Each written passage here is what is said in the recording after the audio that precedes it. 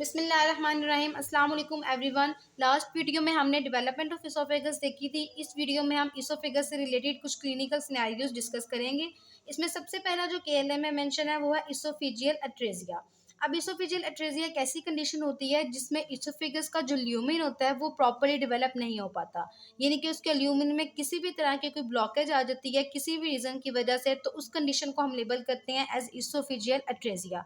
अब इस oesophageal atresia की दो फॉर्म्स होती हैं।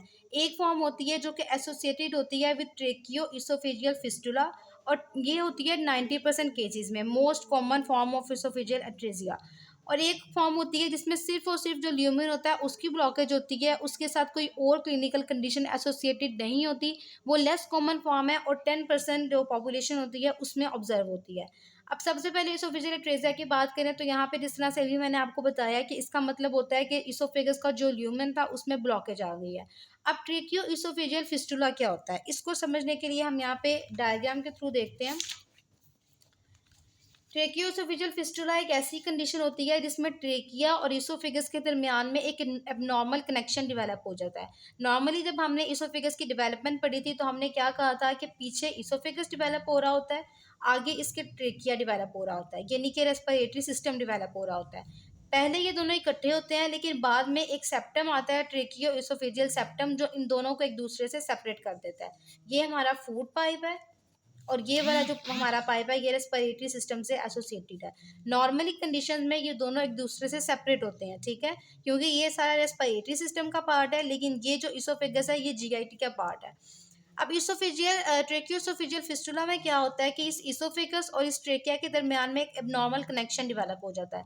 होता कुछ इस तरह से है कि इसोफेगस ने प्रॉपरली इस तरह से कॉन्टिन्यूटी में लेंथ वाइज ट्यूब की फॉर्म में डेवलप होना होता है, लेकिन कुछ कंडीशन में इसका जो प्रॉक्सिमल पार्ट है वो इस तरह से एक ब्लाइंड ट्यूब की फॉर्म में एंड हो जाता है, और जो इसका नीचे वाला पार्ट होता है इसोफेगस का वो इसके साथ अटैच होने की बजाय यहाँ पे ट्रेकिया के साथ अटैच हो जाता है इस तरह से, और ये नीचे ट्रेकिया के ब्रोंकाई डेवलप हो रहे होते हैं।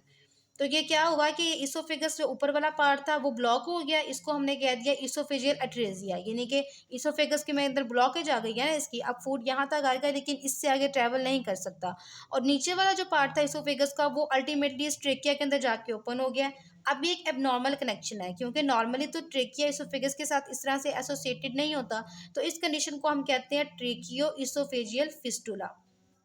और ये मोस्ट कॉमन कंडीशन है इसोफेजियल एट्रेसिया की। 90% केसेस में यही होता है। बाकी के जो 10% केसेस होते हैं उसमें होता है आइसोलेटेड एट्रेसिया। आइसोलेटेड एट्रेसिया का मतलब कि जो 8th week of intrauterine life में रिकेनलाइजेशन होनी थी और इसोफेगस का ल्यूमिन डेवलप होना था, अब वो नहीं हो पा रहा और इसका ल्यूमिन इसी तरह से ब्लॉक फॉर्म में ही प्रेजेंट रह गया। अब इसका साइड इफेक्ट क्या आता है? इफेक्ट ये आता है कि जब इंट्रायूटाइन लाइफ होती है तो आपको पता है ये अगर अंदर हमारा एम्ब्रियो है और इसके बाहर इस तरह से एमनियोटिक कैविटी होती है जिसके अंदर एमनियोटिक फ्लूइड होता है। अब जब इसके अंदर इसोफेगस की प्रॉपर डेवलपमेंट होती है तो एम्ब्रियो ने यहाँ से एमनियोटिक फ्लूइड जो होता है, जो मदर वाली साइड से जितने भी न्यूट्रिएंट्स आ रहे होते हैं इस एमनियोटिक फ्लूइड में, उसको इस तरह से स्वेलो करना होता है। उसके बाद ये सारा फ्लूइड अल्टीमेटली इसकी एम्ब्रियो के इंटेस्टाइन्स के थ्रू ट्रैवल करता हुआ इसमें से जो वेस्ट मटेरियल होता है वो यहाँ से प्लेसेंटा को क्रॉस करके मदर वाली साइड पे चला जाता है फॉर एक्सक्रीशन और फॉर डिस्पोजल। अब यहाँ पे क्या प्रॉब्लम आई है, जिन फीटसेस में इसोफेजियल एट्रेसिया हो जाएगा उनमें इसोफेगस तो ब्लॉक है, ठीक है, अब ये एम्ब्रियो जो होगा इस तरह से यहाँ से एमनियोटिक फ्लूइड स्वेलो करेगा, लेकिन आगे इसोफेगस ब्लॉक है तो आगे तो वो ट्रेवल ही नहीं कर पाएगा फ्लूइड, तो वो सारा फ्लूइड इसी तरह से यहाँ से बाहर निकल निकल के जो एम्ब्रियो के गिर्द एमनियोटिक कैविटी थी उसके अंदर एक्यूमुलेट होने लग जाएगा, जिसकी वजह से एम्ब्रियो प्रेजेंट करेगा विद पॉलीहाइड्रोमनियाज।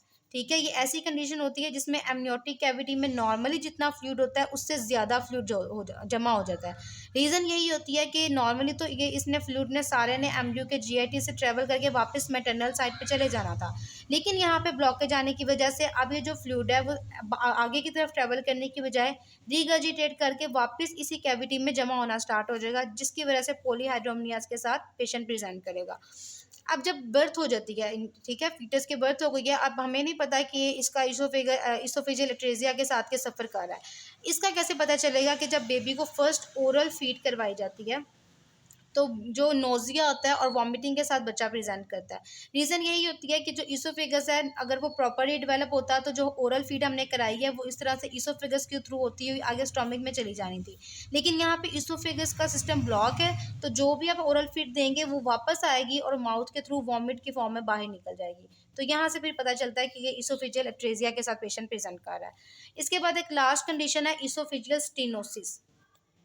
ठीक है, इसके नाम से पता चल गया कि इसमें क्या होगा। स्टीनोसिस का मतलब होता है कोई भी पाथवे जो कि नैरो हो जाए, ठीक है, नैरो हो जाए। हमने क्या पढ़ा था कि 8th week of intrauterine life में इसोफिगस के अंदर इस तरह से ल्यूमेन की डेवलप होती है और ये एक नॉर्मल ल्यूमेन होता है जो कि रिक्वायर होता है for the passage of the food.